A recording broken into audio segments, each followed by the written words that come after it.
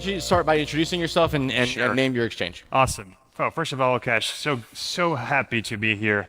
Legends of the market here, and so nice to see you guys again. I'm Guilherme Sacamone. I usually go by Gui Sacamone. I'm actually leading the expansion of OKX here in Brazil. Hi everyone, glad to be here. I'm Guido Messi. I work at Ripio. Ripio is a 10-year-old exchange in Latin America. We started in Argentina. We're already in 9 countries. I'm head of the commercial side of the business, and happy to join us. Hi, Kash. Thank you. Hello, everyone. Roberto Dagnoni, CEO and Executive Chairman of 2TM, the holding of Mercado Bitcoin, established in Brazil 2013, and now in Portugal as well. That's incredible. So noticing that many of you have been in this industry and your exchanges have launched for many years at this point, I want to start off with a question for all of you. You've gone through different cycles with crypto in terms of the bull run, a bear run. What are you seeing in Brazil specifically in terms of consumer demand, and why do you believe that end users and consumers are interested in digital assets and crypto, specifically in Brazil? Is there anything distinguishable about the Brazilian population that wants access to this technology? And anyone can take this. I think many things. Brazilians are very creative and early adopters. And our regulation system is very simple with central bank and CVM, so we don't have 27 state agents and things like that. So by having only one central bank and one CVM, I think it makes our path more clear on things that can be done or not. And to mention one thing that we are doing is RWA. You just talked about that. So real world assets tokenization. We started back in 2019. Now we have more than 10 asset classes covered in a thesis of investment. So we can preserve more yield to the issuer of the token and to the investor. And as we have our own distribution to retail, it has been a great experience. And I think this is going to be even better when we have central bank regulating the VASP and CVM bringing more clarity on the tokenization, what's securities and what's not. So we can do public offers, private offers, and everything. But we can do a lot already in terms of RWA.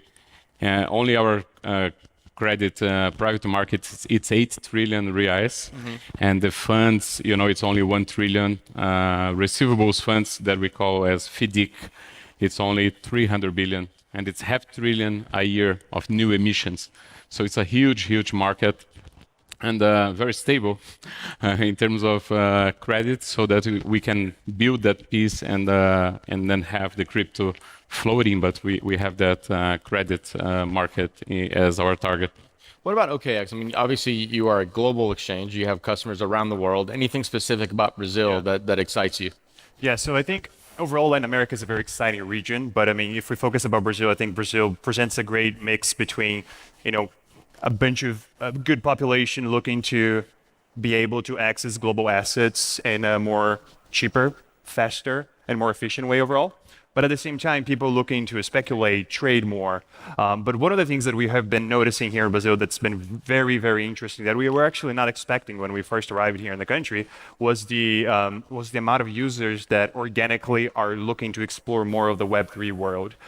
So OKX are very well positioned to, in one platform to serve centralized exchange in Web3. And we were not expecting that movement to be so aggressive. We were very much focused on acquiring users for a centralized exchange, but we're seeing a very organic movement towards Web3, exploring different mainnets, platforms, and networks. And this has been super exciting to see. Very good. What about Ripio? Ripio, obviously, you have a huge focus in Latin America. Anything that you're noticing maybe in the course of the last 12 months in this latest bull run? What's been happening that you think distinguishes Brazil? Well, I think they mentioned earlier that Brazilians, they're really fond of trading.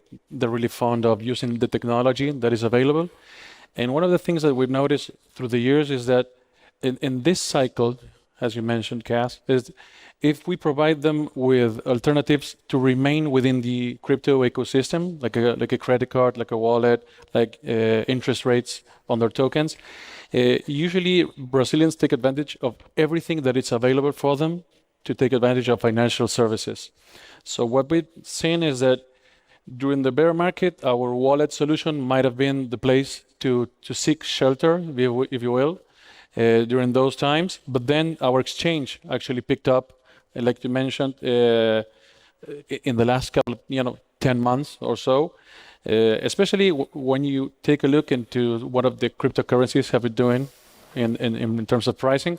So having both products, it helps us to weather the good times and the bad times. But specifically in Brazil, having such a great technology in their payments system, you have to really provide good services and good pricing. And if you do that, the reaction it's pretty amazing. Yeah, absolutely. So we've talked a little bit today about Circle's business model and the fact that we're a B2B business, and we rely on major partners to distribute access to USDC to end users, to consumers. And frankly, the largest distribution method for USDC over the course of the last couple of years have been exchanges. And we anticipate that to continue for many years to come. And so we talk a lot about this at Circle is you want to have partnerships with the right exchanges to make sure that they're educating their users on the value propositions and the safety of the tokens. So I'm going to put you guys on the spot a bit, and this wasn't part of the plan, but I'm gonna throw you a curveball. How do you think about protecting your users? How do you think about educating your users? Again, if you want to be a cynic about the industry, there's enough fodder out there for you to take to latch onto. There are enough examples of bad things happening in crypto for you to really try to make that a point. So, as the largest, and probably the most prevalent way end users access crypto and digital assets, how do you guys think about safety and education of your end users? Maybe I'll start with you. Sure. Well, I think just a fun fact. I think the first time that OKX did its first proof of reserves was in 2020, but at the time nobody really cared. It was just subject that it wasn't hot at the time. But I think as an industry, after 2022, we all have a responsibility to take this industry to the next level of maturity. And this is one of the approaches that OKX is taking worldwide, more specifically in Brazil. Before we actually arrived in Brazil last year, we did run a user research to a bunch of crypto users to sort of understand what mattered to them. And one of the things that were really interesting, more than 80% of them said that they would prefer if their exchange would be demonstrating more security initiatives. 90% of them said they were very direct. They said it was important or very important for them to have proof of reserves. So that's one of the things that we rushing to bring to Brazil to our customers here locally. And we believe that, and looking up to the guys on the stage, I think these guys do a great job on the all initiatives that they do around transparency and security being local. I think one of the things that we learn from these guys is that we need to be local as well. So first of all, we want to be in the front of the customers. We want to have established entity in Brazil. So OKX has a global excellent product, but how do we take that global excellent product and localize to the average Brazilian? How do we make sure that we serve them in a transparent way? So just today, fun fact, today we announced our 19th proof of reserve, our monthly proof of reserves. So every month, OKX will show to all the Brazilians in an easy way for them to go into the blockchain and make sure that their assets are protected and are where they hope they are. So yeah, this is one of the initiatives. I think we take this very seriously, and show proof of reserves is one of the initiatives that we have, and being fully localized to serve better the Brazilian customer. Yeah. What about Ripio? Is anything unique that you're doing that you feel obligation toward in terms of the assets you list and the customers and keeping them safe? Well, yeah. I mean, the way Ripio works, it's kind of the opposite way. We've grown country by country on a local, step-by-step basis, and by doing that, I think that the local population, they actually they look at they usually know who's running the business, and you usually focus on having good banking rails and having a good compliance team that is well known and has a reputation on, that knows who the regulator is. So by doing that, you go a lot slower, to tell you the truth, and it may be there's a lot of bureaucracy around it, but you don't actually do a wrong step on the way, right? And the other thing that we've done is, for example, we know that our customers are actually not as sophisticated as maybe the customers that go into international exchanges, They're right? first time crypto users. Yeah, or wallet users, and they've been with us for a long time. So, for example, we don't have derivatives. That's usually one of the sources of some kind of the headaches that some of your customers might have if they do the wrong choice of investment. And the other thing is that Ripio is a company that has been built by developers. Sebastian, our CEO, is a builder. He actually codes for the company every once in a while. So he goes into the protocols, and the software that we actually list and the tokens that we list. And if you go into Ripio, you're going to see that we don't have 10,000 tokens that we have put available to our clients. It's probably around 100 tokens. Those are the networks, the projects, and the builders that we trust on. So that's a way, to provide a product that that you are safely providing to your customers. Yeah. Do you, at Mercado Bitcoin, how do you handle customer complaints? How do you handle educating your end users about what they're getting into? And maybe a good question to ask is the percentage of your users, how many of them are novice and how many of them are expert traders? And how do you think about working with those different demographics? Okay, 70% of our volume is more traders and 30% retail, but the retail is very large in number of clients. So we have 4 million clients. That's the same amount of clients B3 has on equities, but B3 has 100 years. We have only 11. So that's why Brazilians are really early adopters. We see education in a more holistic way, because back in 2018, the banks were closing the bank accounts of the exchanges, and now the banks are here announcing their crypto adoption. So it's great, but it was such in a short time. So we acquired one company called Blockchain Academy to make trainings at universities, public ministers, central banks, CVM, and also to the banks, because we need the regulation to come in a way that does not do not prevent the clients trying to overprotect them. Something that we have seen in the US. So I think we've been working really hard to show what's right, what's wrong. We have had some big Ponzi schemes in Brazil. The last big 5, all the guys are on jail. So as soon as the market evolves, we're getting more clarity. But we have had all of these difficult periods of education.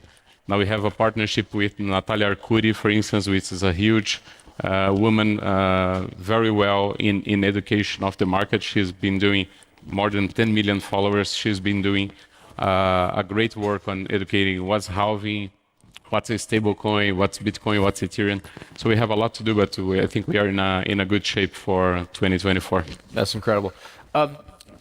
Mentioned earlier in the segment, the trading use case and the speculation use case is really what drives the adoption of an asset to be used for other use cases. I'm interested to see, as exchanges, you guys are at the forefront. You see the activity, you see the volume. What do you think is next for Brazil? And are there specific products that you're interested in, that you're going to bring to market, that you think could even differentiate you amongst your competition? I'll start with you in terms of just what do you think's next for Brazil, and where's this digital economy going? Yeah. Well, I think OKX is very well positioned in the end of the day as a global excellent company. I think one of the things that we're trying to do here in local is make sure that we can localize the excellence that we are able to deliver in other parts of the world. So, for example, like one of the things that we can easily deploy in Brazil is our liquidities, such as we with USDC here in Brazil right now. We have over 50 pairs of USDC that you can trade right now, being a Brazilian and onboarding under the Brazilian entity directly. So this is one of the things that we understand. We need to serve our traders better. But here in Brazil, you can, as Mercado Bitcoin was saying, I mean, we cannot.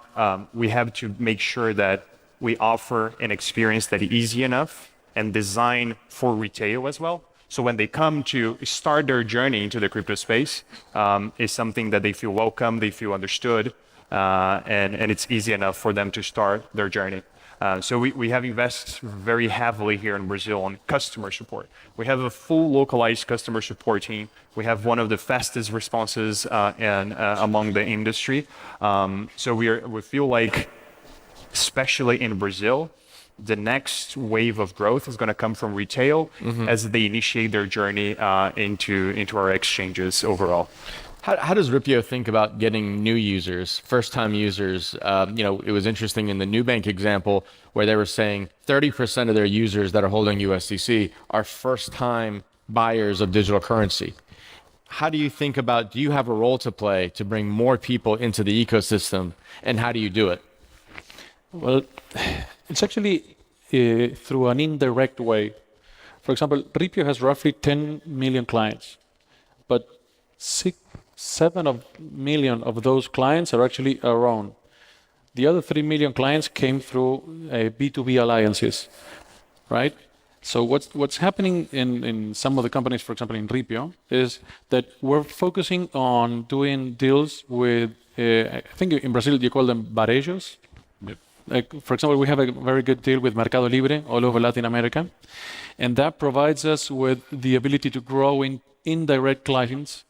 But the thing is that we go through their brand and through their platform, and that's what's going on also between cryptocurrency exchanges and brands and banks, right? We're working together, and in that way, we're going to bring blockchain solutions to a lot of other customers. So that's the way we're growing faster and within more clients. And all of the services that we can provide to our clients, we can provide them also to Mercado Libre's clients, or the other brokers and banks that we're working with.